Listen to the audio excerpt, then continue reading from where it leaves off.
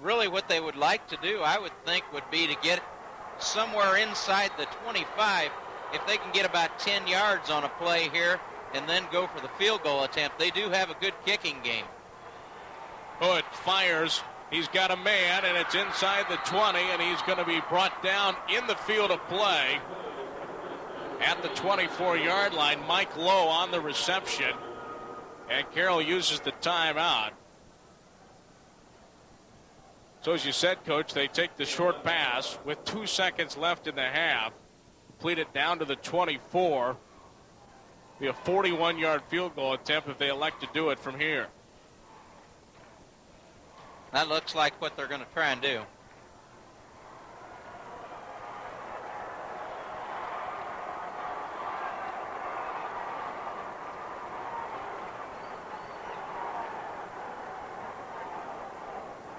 So on to attempt the field goal, a foreign exchange student.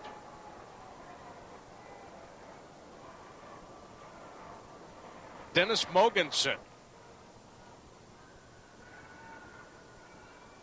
Before our game, John had told me that this kid had kicked a 60-yarder in practice. So he does have some range, and this will be about a 41-yarder. Put a second back on the clock. 3 seconds. Should make a difference here on the field goal attempt. Be kicking it from the right hash mark. The holder, Alan McCarty, will put it down right at the 30, so call it a 40-yard attempt.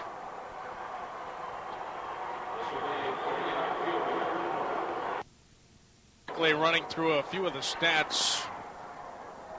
First of all, for Carroll, the leading rusher, Frank Vega, 12 carries for 40 yards. Passing the football, quarterback Matt Hood is 5 of 7 for 29 yards. Leading receiver is McCarty. He has 2 catches for 18 yards, also 2 catches for Hamilton as well. For Tri West, David Catt, 6 carries, 29 yards, throwing the football. Quarterback Jeremiah Crouch is 4 of 9 for 96 yards. And the kickoff going to Hamilton, and Kyle Hamilton's going to be taken down at the 25-yard line, and that's where Carroll will start the second half of play. Cougars won the toss to begin the ball game, but deferred, so Carroll will start the second half with the football. Tri West does a great job in kick coverage on these kickoffs. They've done a good job of creating piles and not giving lanes for the backs of Carroll to run through. I know that was one of the things we didn't do a very good job against Carroll in our 8th game of the year. They ran a kickoff back against us, and that was really the difference. Carroll beating North White 21-13 the 8th week of the season. Hand off to Sergio Hernandez, and he's going to pick up about 3 yards before he's brought down by Paul Haste. Let's reset the offense for you. For the Carroll Cougars, the quarterback is Matt Hood, the fullback Frank Vega, and then the slot backs and wide receivers Mike Lowe, Alan McCarty, Kyle Hamilton, and Sergio Hernandez. Hernandez that time at the tailback position got the football on the carry. So it's second down at about 7. Just underway here in the second half at the RCA Dome. 13-12 the score. Tri West leading Carroll. I formation, the handoff again to Hernandez, and he goes behind Vega for a yard or 2, and that's about all. Colin Fairburn and Paul Haste made the tackle. Tri West defensive front seems to be hitting the gaps and making a lot of penetration over the course of the last quarter, and then on the first couple of plays here, they've been shooting through and getting some penetration and forcing Carroll's backs to make a step and slow the play down a little bit. Third down at about 6. Matt Hood back to throw, facing pressure once again, throws it away. And well, the difference has been since the first quarter, the pressure that Tri West has put on Carroll when the Cougars have tried to throw the football. Absolutely right. They've gotten a lot of pressure from the outside especially, and it seems like their quickness, although we didn't see it early in the going, it seems like maybe they've kind of wakened up, and the quickness is starting to show here in the second and third quarters. Matt Hood will now kick it away. Back deep to receive the kick is Chris Voles. Voles will retreat. The ball will bounce at the 27-yard line. He'll let it bounce. It bounces back toward the Cougars and is down at the 31-yard line.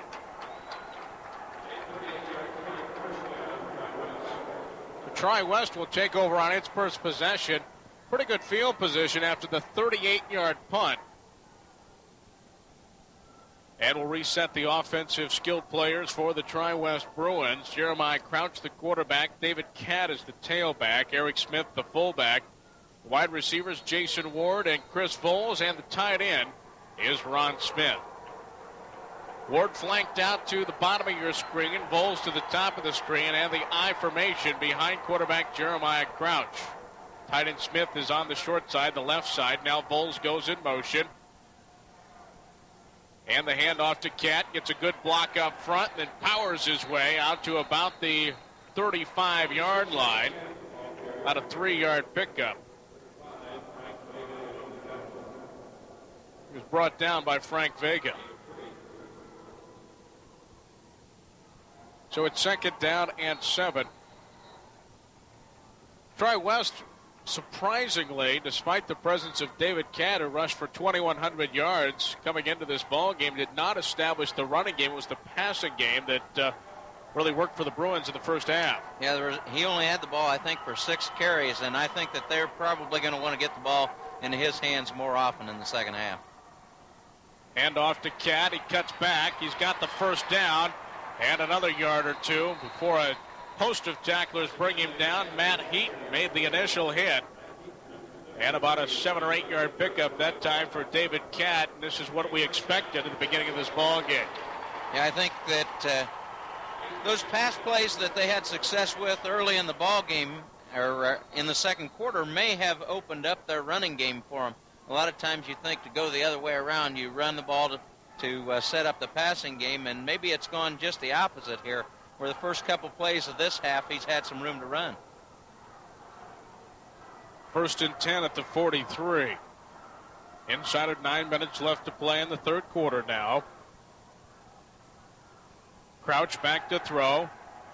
Fires intended for Ron Smith, and just out of his reach as he came from left to right from the tight end position, about 5 yards downfield.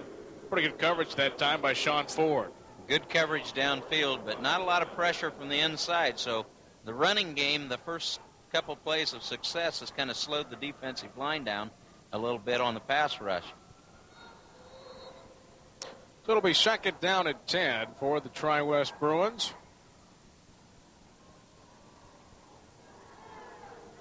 Carroll defensively with 5 down linemen. Pro set this time, split backs. Now they shift into the I formation behind quarterback Jeremiah Crouch. He drops back to throw. Looking, fires, and throws over the head of everyone. And maybe a mix-up in the route that time, as that was not even close to the tight end, Ron Smith. Bring up a 3rd down and 10.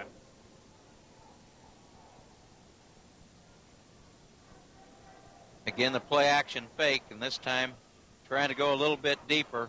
Pretty good coverage out here, though. Mike Lowe on the coverage.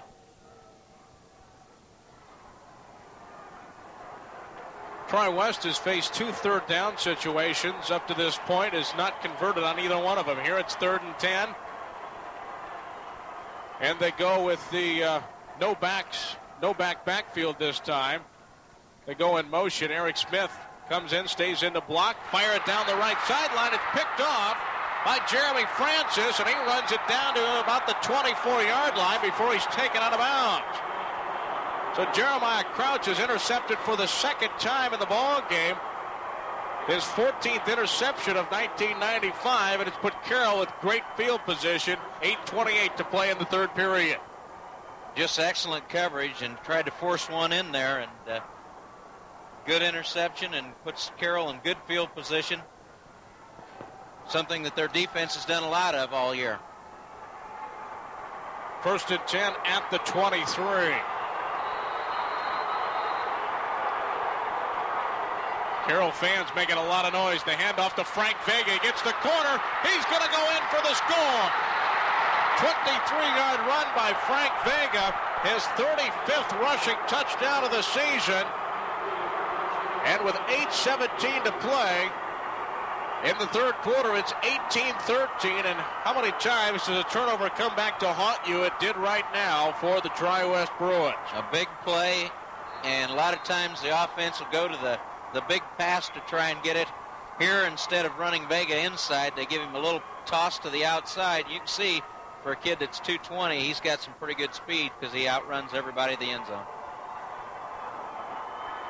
And as we've talked, he's just a junior. So the third two-point conversion attempt, one for either team up to this point. Neither's been successful. Matt Hood rolling right, rolling, still looking. He's going to be knocked out of bounds by Paul Haste, well short of the goal line. And Carroll continues to have problems with the point after. It's now 18-13, 8:17 to play. And here again we see the touchdown run by Frank Vega. 23 yards out.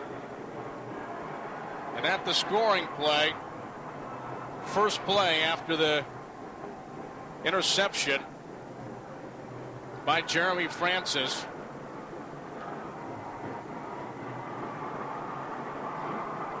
And now Tri West will have to answer, trailing by 6 points. Here we see the point after attempt, and really Matt Hood didn't have any time at all to look at what options he had besides just tucking the ball under and running. Didn't have much of a chance to find anyone. He had good pressure from the outside. The little sprint out didn't fool anybody, and he had several people in his face. So Dennis Mogensen to kick it off. Waiting back deep in the middle is David Catt, flanked on either side by Chris Voles and Ryan Ross.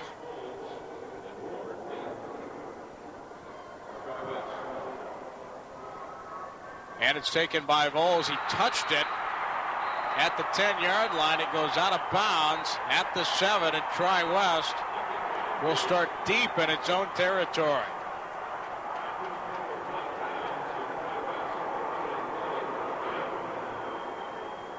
Like Voles may have just misjudged that one a little bit. I think he had one a little bit earlier in the ball game that he made the right decision on, let it go out of bounds, and here maybe just didn't realize how close he was to the sideline. When he did, he had touched it already, and it was too late. Tri West trailing by a touchdown, 18-12. Set up shop at its own 7-yard line. Two receivers to the bottom of your screen, Ward and Voles. Voles in the slot. The tight end Smith to the wide side, the left side, and the I formation behind Crouch. Now Voles goes in motion from right to left. And the toss to Catt. He has running room at the 10, spins at the 15, spins again out to the 20, and is brought down at the 23-yard line by Kyle Hamilton. An outstanding run for David Catt.